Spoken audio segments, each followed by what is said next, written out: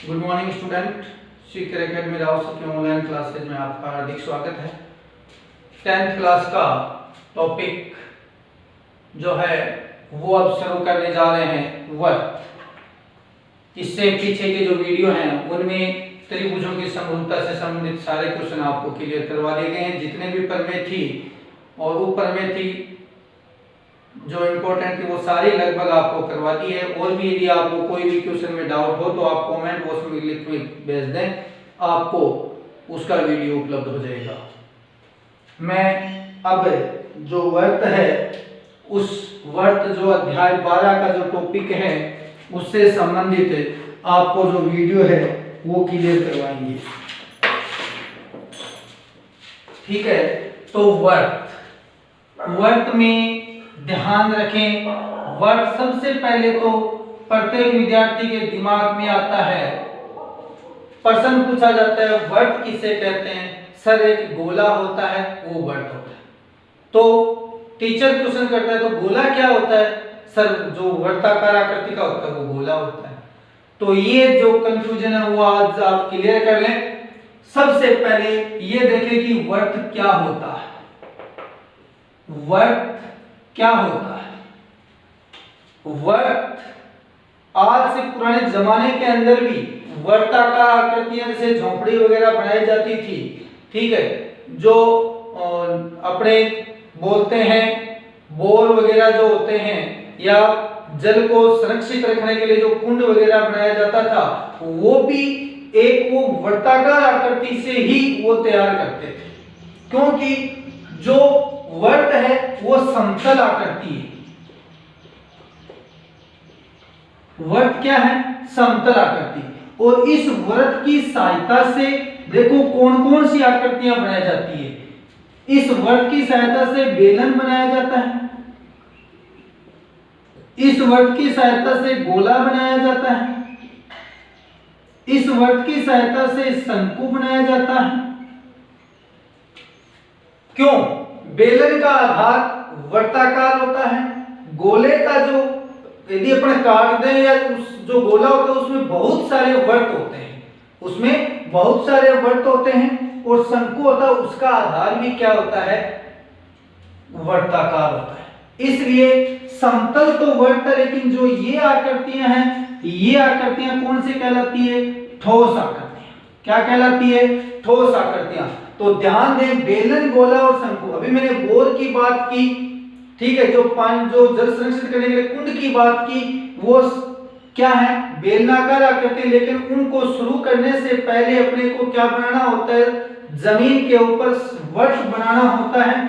और उस वर्त की वर्ताकार आकृति में उसको जैसे जैसे खुदाई करते जाएंगे तो वो क्या बन जाएगा? बेलन बन जाएगा। सबसे पहले किसकी आवश्यकता पड़ी? वर्त। ठीक है, तो ये जो आकृतियां हैं ये ठोस आकृतियां और इनकी जो समतल आकृति है वो किसकी होती है? वर्त की। ठीक है, तो समतल में एक वर्त बनता है। अब ये वर्त होता क्या है? सबसे पहले वर्त की परिभाषा क्लियर कर लें। वर्त क्या होता है? एक स्थिर बिंदु। एक स्थिर बिंदु। वर्त की परिभाषा को क्लियर करें। एक स्थिर बिंदु, एक स्थिर बिंदु से समान दूरी पर, एक स्थिर बिंदु से समान दूरी पर, एक स्थिर बिंदु से समान दूरी पर स्थित बिंदुओं का जो बिंदुपथ है, ये जो समान दूरी, तभी तो अपन कहते हैं कि वर्त की सभी त्रिज्याएं क्या होती है? समान होती है। तो ये दूरी है जो क्या है? समान है। स्थिर बिंदु कौन सा है? O। और स्थिर बिंदु से ये जो जितनी भी दूरियां हैं वो क्या है? समान है। तो अपना प्रश्न जो वर्त की परिभाषा है वो क्या बनी कि एक स्थिर बिंदु से समान दूरी पर स्थित बिंदुओं का जो बिंदुपथ है वो क्या कहलाता है? वर्त कहलाता है। तो वर्त की परिभाषा क्या हुई? एक स्थिर बिंदु से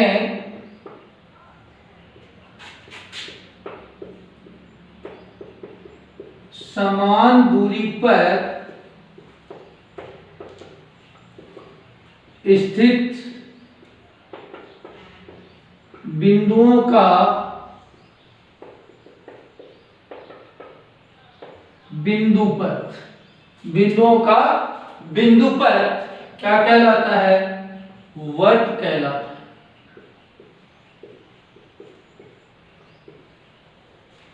एक स्थित बिंदु से समान दूरी पर स्थित बिंदुओं का बिंदुपथ वर्त कहलाता है। यह शायद मेरे हिसाब से समझ में आ गई होगी। अब बात करते हैं, ये जो समान दूरी होती है, ये जो समान दूरी होती है, ये समान दूरी क्या कहलाती है? ये वर्त की त्रिज्या कहलाती है, जिसको साधारणतया r से व्यक्त करते हैं। ठीक है, रेडियस। तो समान दूरी पर जो समान दूरी होती है, उस दूरी को क्या कहते हैं? त्रिज्या।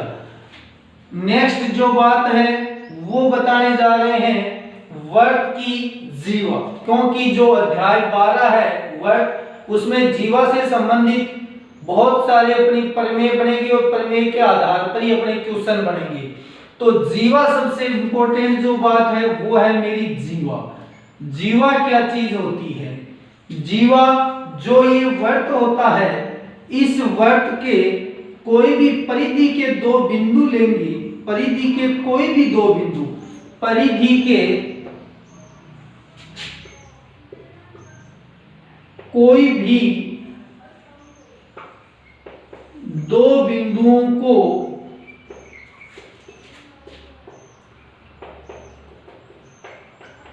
मिलाने वाली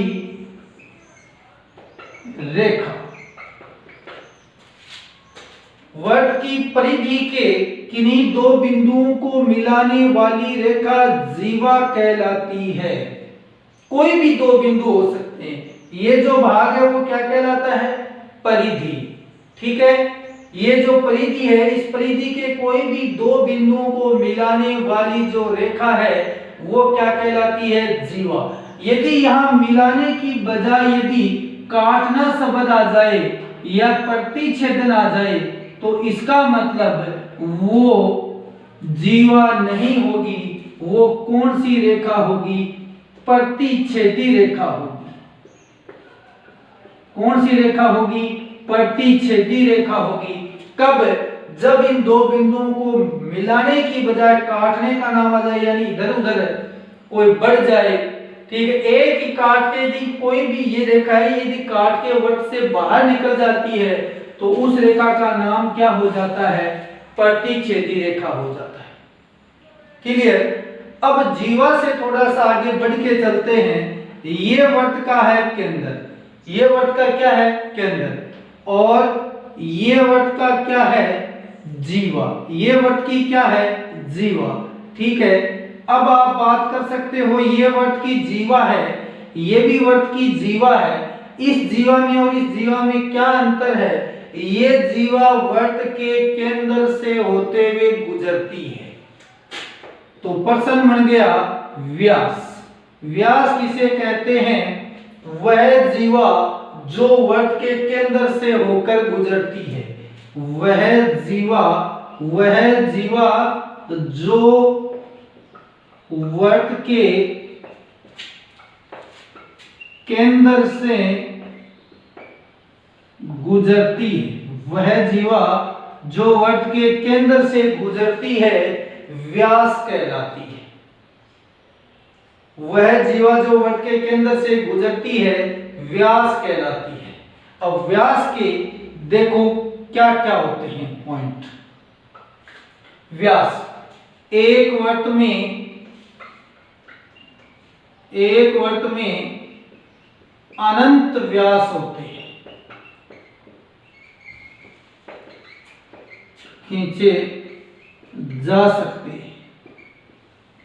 एक वर्त में पूछा जा सकता है कितने व्यास खींचे जा सकते हैं? अनंत व्यास खींचे जा सकते हैं। दूसरी बात, व्यास इंपॉर्टेंट चीज, व्यास जो त्रिज्या होती है, इस त्रिज्या का 2 गुना होता है। 2 गुना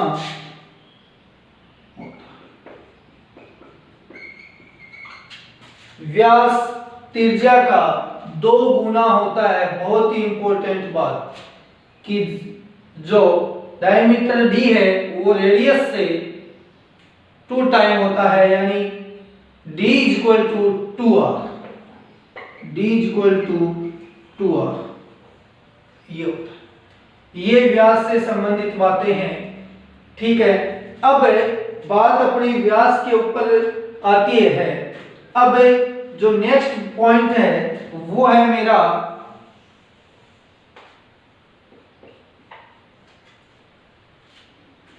अभ्यंतर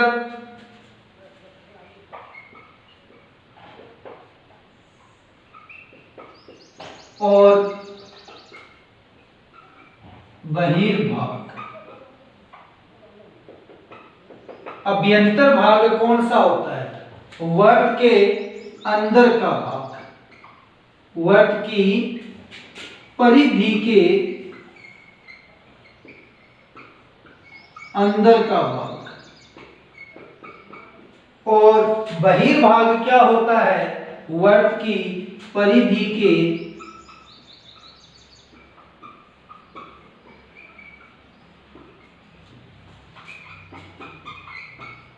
बाहर का भाग।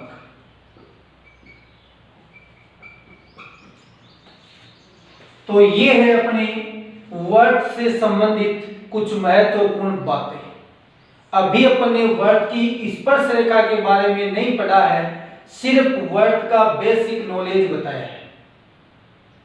और आपको वर्त की जो भी बात कर रहे हैं, बिंदु, बिंदु की भी परिभाषा आपको क्लियर होनी चाहिए, किरण की भी परिभाषा क्लियर होनी चाहिए। यहाँ अपन लिख सकते, बार बार लिख रहे हैं, मिलाने वाली रेखा, ये छोटी क्लासों की बातें हैं, तो रेखा की परिभाषा आपको क्लियर होनी चाहिए, बिंदु की परिभाषा आपको क्लियर होनी चाहिए, ठीक है। ऐसे नहीं कि तुक्के मार दें, एक पॉइंट होता है वो बिंदु होता है, बिंदु को इंग्लिश में पॉइंट बोलते हैं, तो ये परिभाषा डेफिनेशन नहीं हुई इसकी, तो बिंदु की परिभाषा भी आपको आनी चाहिए, रेखा की परिभाषा भी आपको आनी चाहिए, रेखाखंड क्या होता है वो भी आपको क्लियर होना चाहिए, तब जाके इन प्रश्नों को अपन आसानी से समझ पाते हैं। तो आप एक बार इसका स्क्रीनशॉट ले लें या इसको नोट कर सकते हो।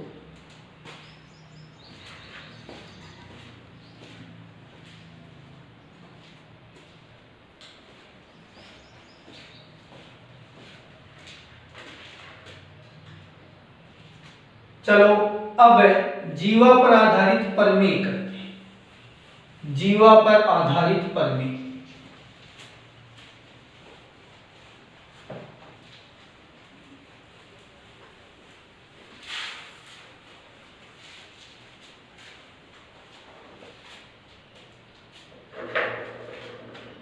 प्रमेय है 12.1। क्या प्रमेय है कि किसी वर्त की 2 जीवाएं बराबर हो तो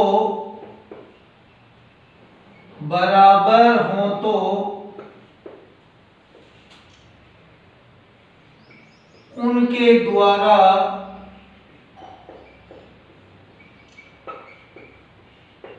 केंद्र पर बने कोण भी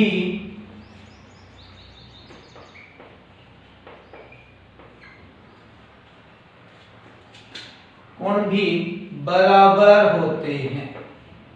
यानी प्रश्न है, सिद्ध कीजिए कोई वर्त है उसमें 2 जीवा हैं, दोनों जीवा लंबाई में बराबर है, ठीक है। तो उन दोनों जीवों द्वारा केंद्र पर जो कोण बने हैं वो भी क्या होंगे?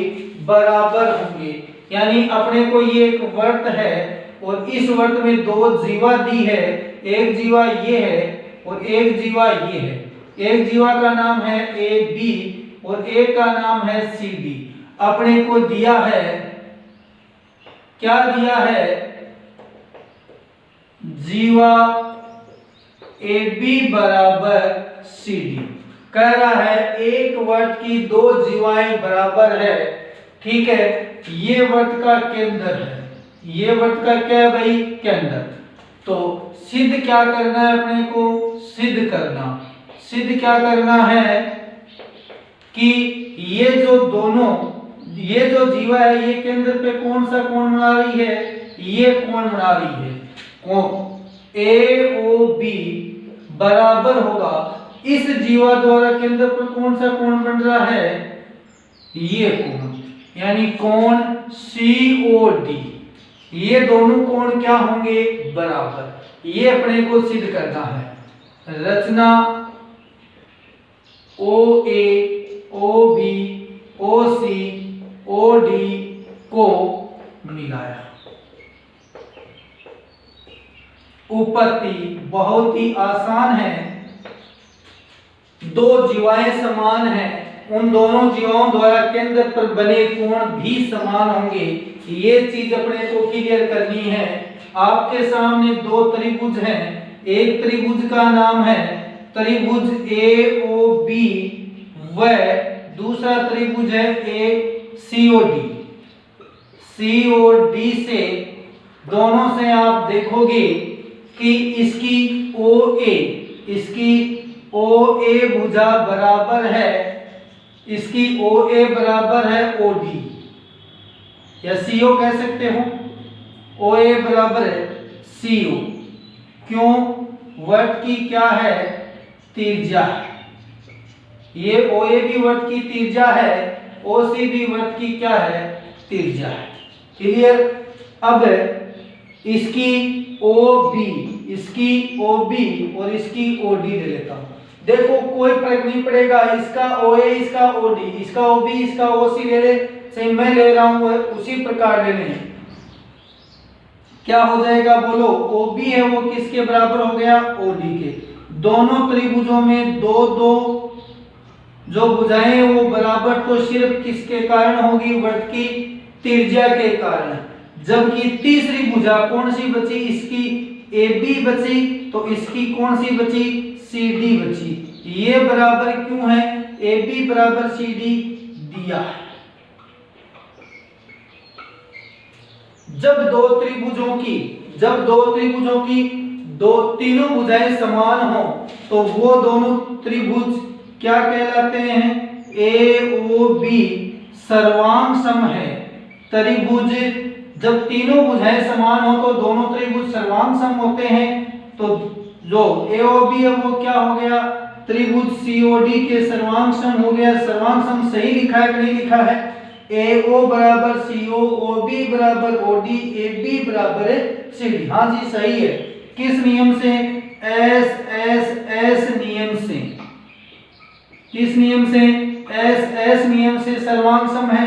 तो यहाँ लिखेंगे संगत कोण बराबर होंगे, संगत कोण बराबर होंगे,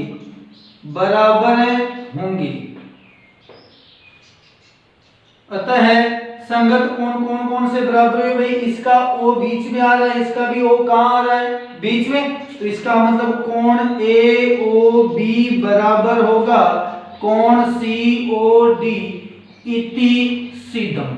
तो ये प्रमेय अपने को याद होनी चाहिए, कथन अपने को याद होना चाहिए। कथन क्या है, वृत्त की दो जीवाएं समान हो तो उन दोनों जीवाओं द्वारा केंद्र पर बने कोण भी समान होते हैं। अब यही प्रमेय है और इसकी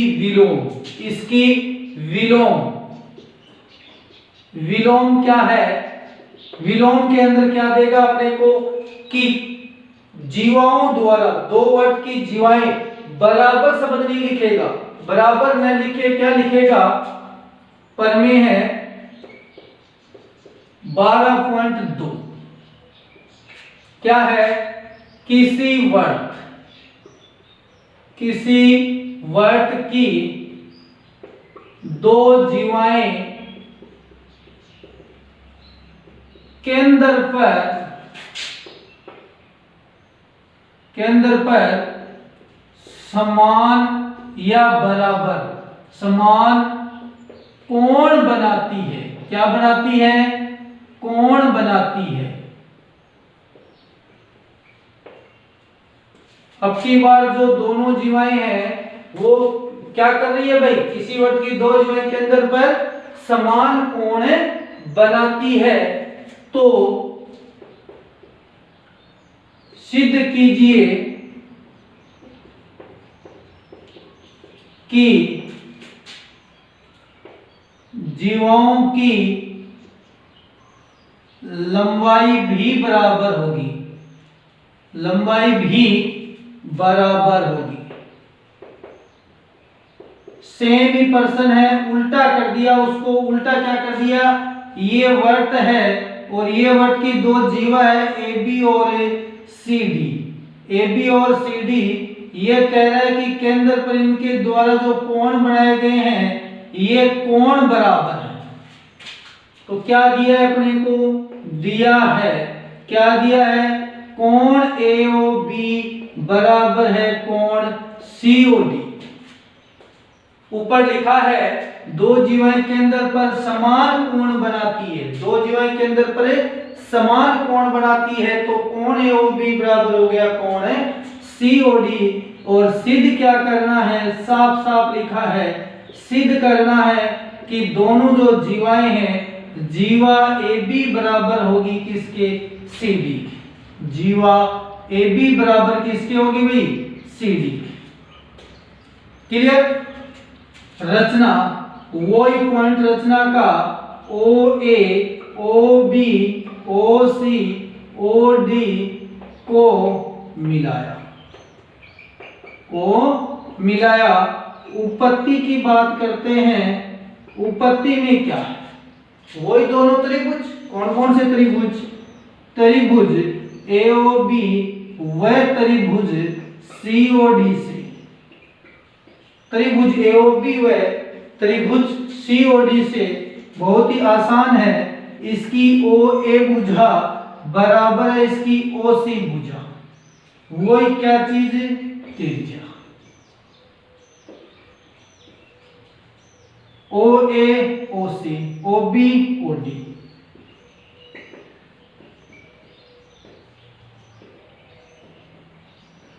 देखो ये इसके बराबर है, ये इसके बराबर है, इनके बीच का कोण भी बराबर है, कोण ए ओ बी बराबर कोण सी ओ डी।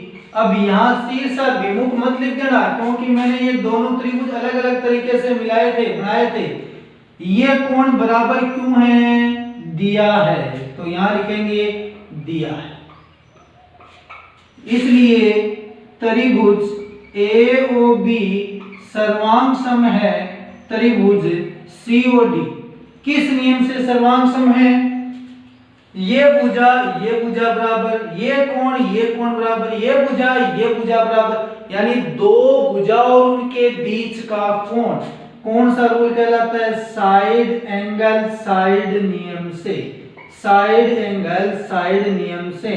यानी यूं कह सकते हैं एस ए एस नियम से दोनों त्रिभुज क्या हो गए, सर्वांग सम हो गए, तो संगत भुजाएं बराबर होगी, तो संगत भुजाएं बराबर होगी।